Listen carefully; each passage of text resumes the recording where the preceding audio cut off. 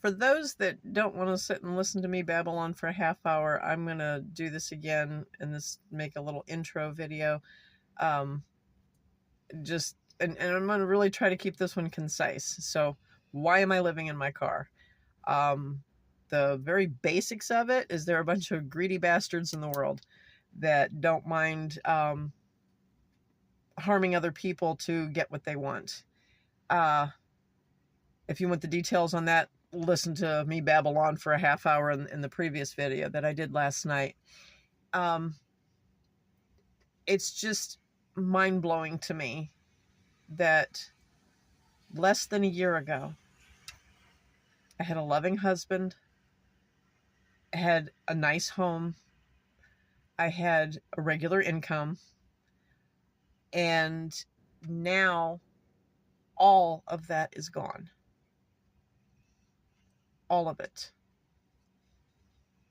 And I guess in part, I want to say, I was never one to, take time for granted, time with people. I was made sure that even though my mom and I didn't get along for, most of my life, I made sure I was there to enjoy that time with her. And I try to stress that with other people. In fact, I can be very annoying about it. Imagine that. But it's precious. It's more precious than money. It's more precious than gold. You can never get it back. So make the most. I mean, it sounds cliche. Make the most of every minute. A lot of people say that, but they don't do it. I was one of the few people that I knew that did. And here I am going off on a tangent again. But I'm in my car because I have no place. I have nobody. I do have a church family that is almost as broke as I am. At the time, let's see, about a couple months ago, I finally finished my book that God had been pressing me for 20 years. Don't procrastinate with God. But anyway, to write. So I finally finished it. And three things happened pretty much at the same time. I finished my book, had all the details just so. I set the launch date. The launch date was June 7th, but this is a week before that. And I don't know if you guys know of the Economic Ninja. He is a phenomenal teacher, and he has got some very good courses to learn how to make money doing things that most people don't think about legally. But anyway, look him up. He's on YouTube here, Economic Ninja. But I had just finished 2 of his courses and was rearranging some things to be prepared. It was the tax lien and tax deed courses. And I'm already familiar with a lot of that kind of paperwork and stuff that's involved with that stuff. So I was excited to get going on that. So, okay, book. I was going to start boosting my income. And prior to that, I was doing some editing and proofreading, for people online. And because I don't have my PI business anymore. And then the very next day, I cashed out some things, very last few things that I had to my name, and to have the funds to start doing the tax lien and tax deed course, or what was taught in there, to start investing in tax liens, and got my book ready to launch. The very next day, literally the very next day, I got an eviction notice on my door. And I don't know how many of you understand much about spiritual warfare, but I've experienced these things so often, well, maybe not often, but so many times in my life. When you start moving forward, oh, I forgot the third thing, sorry. I had finally committed to a local church that I know for a fact, there's all kinds of signs, and I'll explain that in another video, but a local church body that I know for a fact that God wanted me in. I know that I was called, my calling is to help rebuild the church. And between, following through on the course that the Economic Ninja was so gracious to help me out with, and finishing my book that God was pressing me to do for around 20 years, and getting back into being involved in a local church body where I know where I know the Lord wants me. The very next day, I get the eviction notice on my door, and I'm fighting with this attorney. And 2 months later, I'm in my car. And I'm not one to back down unless, if God closes the door, fine. I'm going to leave it alone most of the time. But if there's room to fight, I'm going to fight.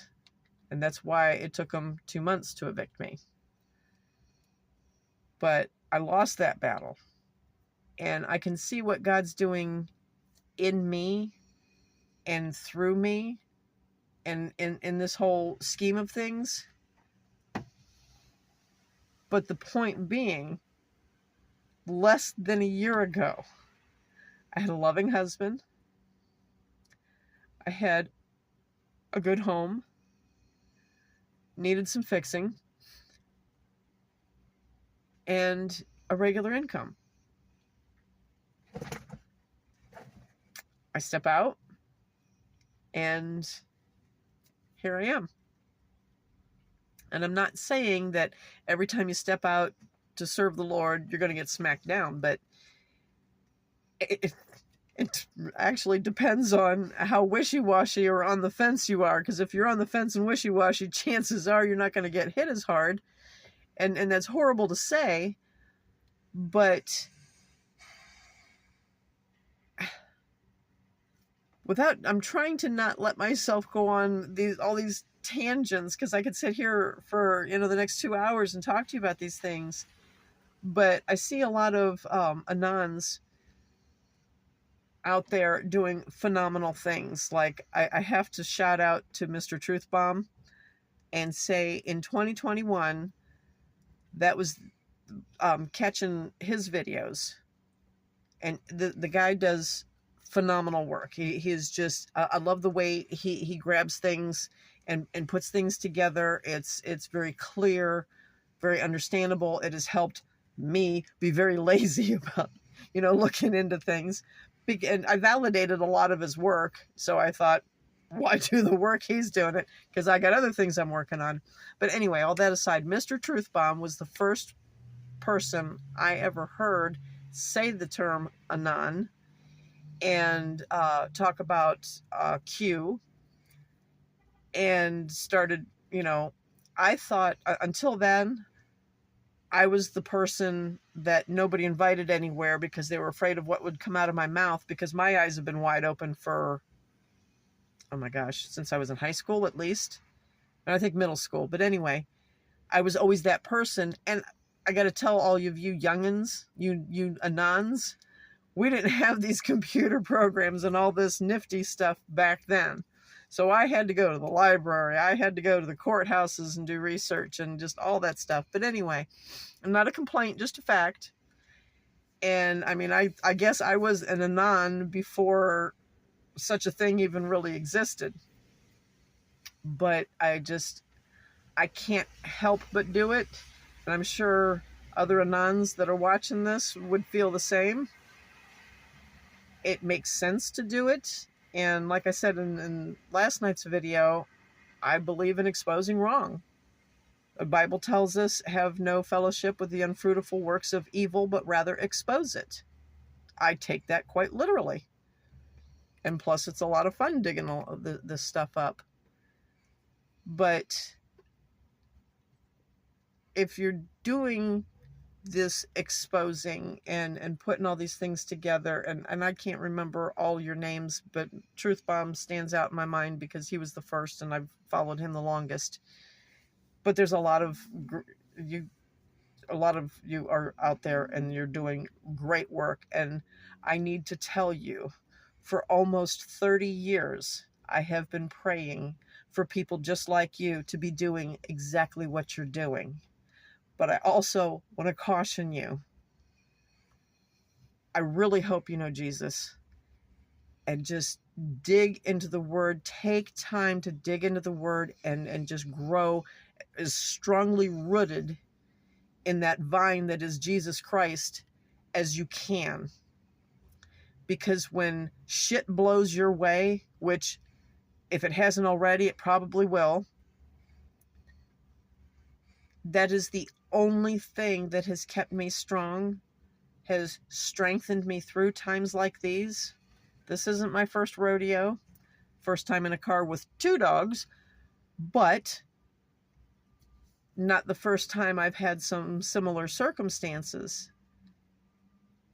And I don't know any of you, but the work that you've done in helping wake up a lot of people, and in the ways that you can do it, you're so skilled with all this computer stuff, which just totally confuses me most of the time. And it has helped people that I couldn't reach open their eyes to some very serious things and start making changes in their life, because that's what we're supposed to be doing, right? Just cover your asses. Always have a plan B, and trust in the Lord that no matter what comes your way, you're doing what's right, and God honors that. And I just appreciate anybody else that's out there doing this, or excuse me, listening to this, well, I guess, and doing those things. I appreciate you. I do. And I encourage you to keep going, stay strong, but just get rooted in the Lord and make sure you've got somebody to lean on, because I don't. If I didn't have,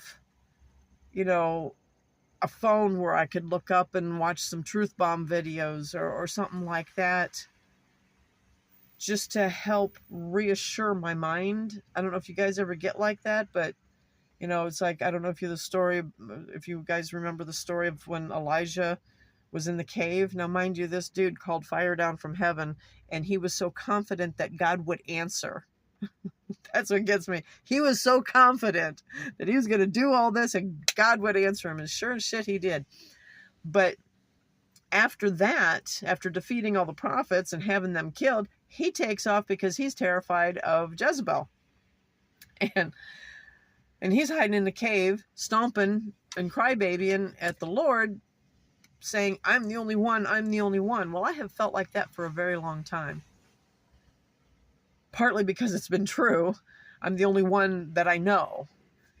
And as much as I really don't like the internet, that's one of the things I'm thankful for, because it's, been comforting listening to you all and seeing all the stuff that you guys put out there that I've been squawking about for almost 30 years. I praise God for every one of you, and I encourage you. Don't let the infighting continue, and just keep trucking forward. And let's keep in touch. I'm going to try to keep this under 15 minutes for y'all, and I hope you have a very blessed day. Thanks for watching.